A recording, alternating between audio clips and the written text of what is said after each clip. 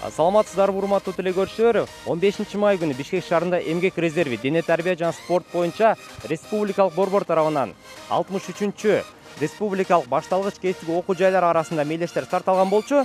Андыктан бүгүнкү программасынын жүрүшүндө ошол мелдештердин жүрүшү менен тааныштырууну баштайбыз. Эмгек резерви дене тарбия жана спорт боюнча республикалык борбору тарабынан 2017-жылдын Кыргыз Республикасынын башталгыч кесиптик билим берүү тармагынын 75 жылдыгына карата окуу жайларынын окуучулары арасында республикалык 63-чү спартакиада өтүүдө. Спартакиада спорттун 8 түрү боюнча өткөрүлөт. Бокс, эркин күрөш, волейбол, футбол, ордо, стол тенниси, жеңил атлетика жана кыргыз күрөш. Иш-чарада курамы 81 катышуучудан түзүлгөн. 7 областтын жана Бишкек шаарынын курама командалары катышууда. Спартакиаданын 2-нчи күнүндө мелдештин катышуучулары футбол, жеңил атлетика, волейбол, бокс, кыргыз күрөш жана ордо сыяктуу спорттун 6 түрүнөн күч сынашышты. Бул күнү футбол боюнча оюндардын тайпалык беттештери жыйынтыкталып, өз тайпасынын мыктылары аныкталды. Башталгыч кесиптик окуу жайлар арасында спартакиадада футбол боюнча 8 команда мелдешип атат. Кичи футбол боюнча 2 группага бөлүнгөн. А группасында Ош командасы биринчиликте келатат. Азыр жакшы оюн көргөзүп, Б группасында Жалал Абад командасы. Азыр финалдык, полуфиналдык оюндар чечиле элек. Бир жарым саат ушул азыркы оюндардан кийин чечилет.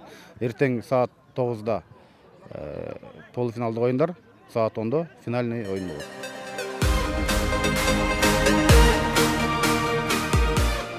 Ал күнү бокс залында 50ден ашуун мушкердин катышуусунда бокс боюнча эрөөлдөрдүн жарым финалдык беттештери жыйынтыкталып, финалга чыккан мушкерлер белгилүү болду. Бул күнү ринг үстүндө Бишкек шаарынын курама командасы жогорку деңгээлдеги чеберчилигин көрсөткөнүн мелдештин башкы калысы Тилек мырза айтып өттү.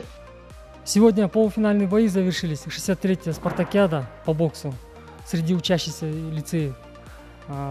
Впереди идет команда Бишкек. Не отстают как такие команды, как Ош, Жалал Абад.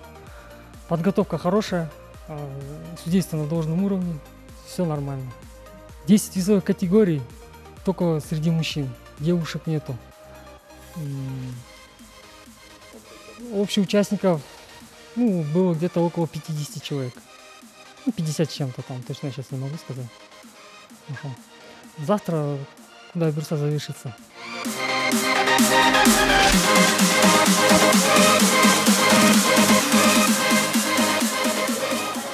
Спартакиада алкагында 7 тубандан келген балбандар ушинтип кыргыз күрөш боюнча дагы өз күчтөрүн сынап жаткан маалы. Айта турган болсок, ушу 7 областтан болуп жалпысынан 50ден ашык спортчулар келген. Экинчи бүткүл дүйнөлүк көчмөндөр оюндарынан кийин улуттук оюндарыбызга өзгөчө кыргыз күрөшүнө кызыгып, машыккандар көбөйүп жаткандыгын мелдештин башкы калысы Жеңишбек Токтоназаров белгиледи. Бизде мына 16 майдан баштап ачылыш болду бул спартакиада профтех лицейлердин атынан. Бул кыргыз күрөштүкү өзү кечитен башталды. Бүгүн финалдык мелдештер уланып атат. 7 областтан келишти. Ар бир салмакта 7 салмак болду. 47 салмак, 52, 57, 62, 74, 68, 81ден жогору. Бул мелдеште эң мыкты Баткен область, Талас область, Бишкек шаары болуп атат. Мелдеш жакшы өтүп атат. Бул былтыркы көчмөндөр оюндан кийин бул кыргыз күрөшүнүн деңгээли өтө бийик болуп атат десем жаңылышпаймын. Спортсмендер да ар бир өзүнүн баягы кыргыз күрөшкө умтулуусу күчтүү болуп калыптыр. Бул мелдеште эми мыктылар жеңсин дейбиз.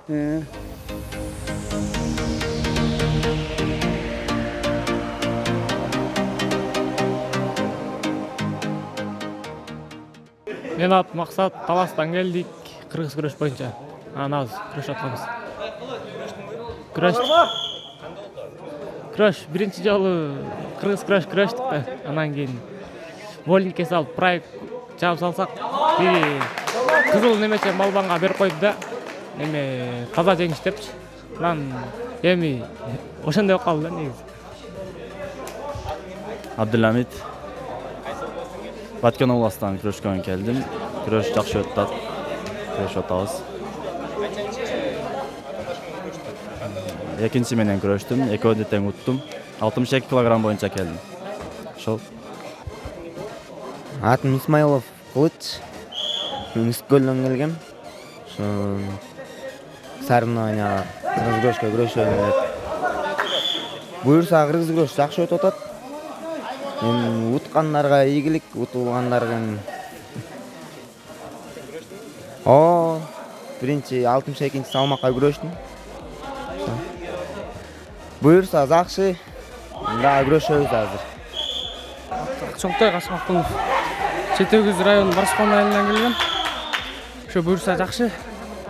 Буюрса командабыз менен жакшы орунга илимчү деп атабыз. Эми мелдеш көрсөтөт, күчтүүлөр жеңет дегендей.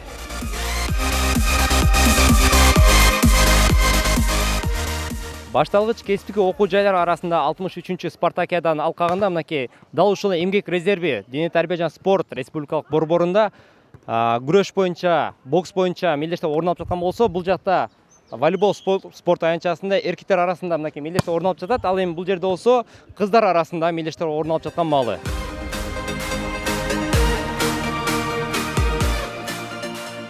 Кесиптик билим берүү тармагынын 75 жылдыгына карата өткөрүлүп жаткан 63-чү республикалык спартакиадада да волейбол боюнча да мелдештер старт алып, жалпысынан эркектерден 8 жана кыздардан 8 команда күч сынашууда. Медер Осмонов. Кайсы команда, кайсы областан? Чүй областынан келдик, Ысхат районунан. Жеңиле жеңишке жетиштиңер. Атаандаштар кандай экен? Күчтүү экен, жакшы эле. Жакшы оюн көрсөтүштү алар. Жалпысынан бул мелдештер кандай өтүп атат? Жакшы өтүп атат буюрса быйыл. Экинчи жолу канча команда менен мектешип, канча команданы жеңип? Бүгүн экинчи оюнубуз. Азыр Ош менен ойнойбуз буюрса. Кутабыз деп ниет кылып атабыз. Республикалык 63-чү спартакиадада биздин ошо лицейде окуган балдарым бар катышып атат. Спартакиада болсо аябай жакшы жогорку деңгээлде болуп атат. Судьялар болсо калыс мамиле кылып атышат. Травма алгандар жок, жакшы жүрүп атат.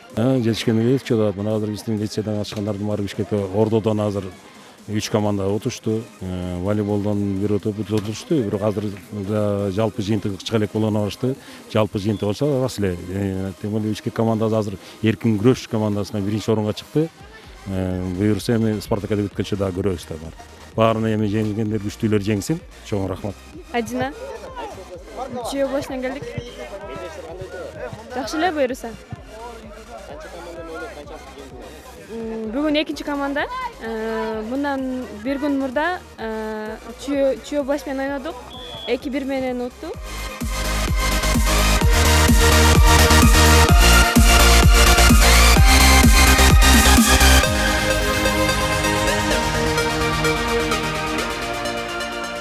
Атым Азамат болот. Чүй областынын Чүй командасынанмын. Биздин кыздар жакшы ойноп атат, оюн жакшы болуп атат. Экинчи күн болуп атат бүгүн. Азыр ошо тең-тең. Мындан ары да биз бардык командаларга ийгилик каалайм. Уталы жеңиш кайсы командада болсо ошол утсын. Баарына ийгилик каалайм.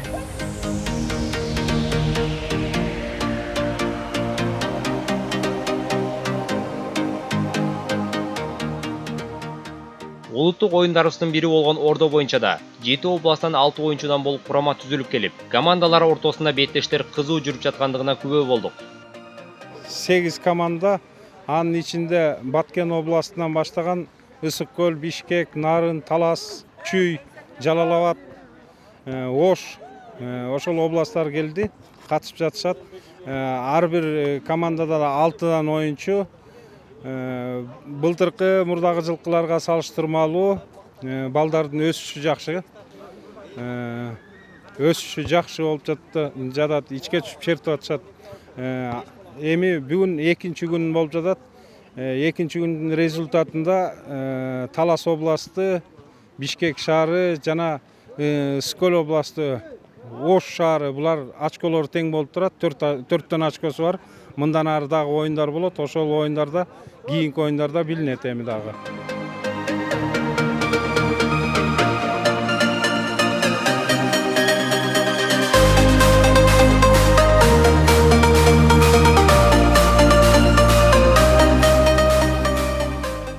Айбек.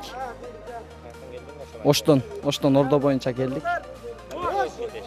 Жакшы эле өтүп, жакшы ойноп атабыз. Канча команда менен мелдештиңер? 3 команда менен мелдештик. Кандай болду жыйынтыктары? Жыйынтыктары экөөнүн жеңилик, бирөөсүнөн жеңилип калдык. Кесиптик билим берүү багытында кезектеги бизде 63-чү республикалык спартакиада өтүп жатат. бүгүн ушул оюндардын жүрүшү абдан жогорку деңгээлде жылдан жылыга алдыга жылыш бар десем болот. Анткени өзүңүздөр жогоруда күбө болдуңуздар. Жеңил атлетика оюн боюнча спорттун түрлөрү аяктады. Азыр улуттук кыргыз күрөш боюнча кызуу мелдеш жүрүп аткан учуру. Ал эми бокс, футбол, волейбол, ордо боюнча эртең чечүүчү беттештер уланмакчы.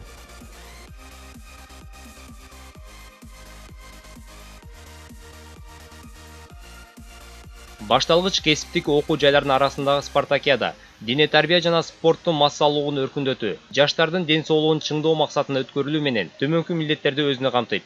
Башталгыч кесиптик окуу жайларынын окуучуларынын спорттук массалык ден соолукту чыңдоо иштерин жакшыртуу. Башталгыч кесиптик окуу жайларында дене тарбия жана спортту кеңири жайылтуу, окуучулардын спортко болгон кызыгуусун арттыруу, ийримдерге катышуусуна көмөк берүү, спортчулардын чеберчилигин күчөтүп, эл аралык мелдештерге катышуу үчүн курама командага спортчуларды тандап алуу, башталгыч кесиптик окуу жайлардын жаштарынын арасында достукту бекемдеп, ынтымакка чакыруу.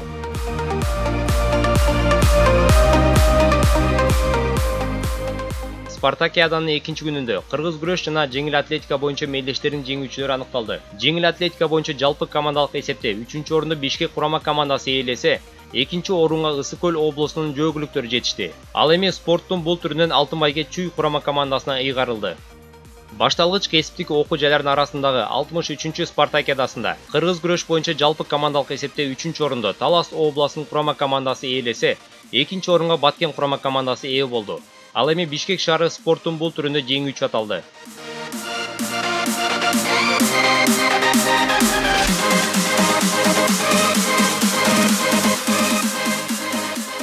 Башталгыч кесиптик окуу жайлары арасындагы 63-чү спартакиадасынын кыргыз күрөш боюнча беттештердин финалдык бөлүгүн толугу менен 19 май күнү 20:20 КТРК спорт каналынан көрө аласыздар. Спартакиаданын жабылышы 2017 жылы 21 майында Эмгек резерви дене тарбия жана спорт боюнча республикалык борборунун стадионунда өткөрүлөт.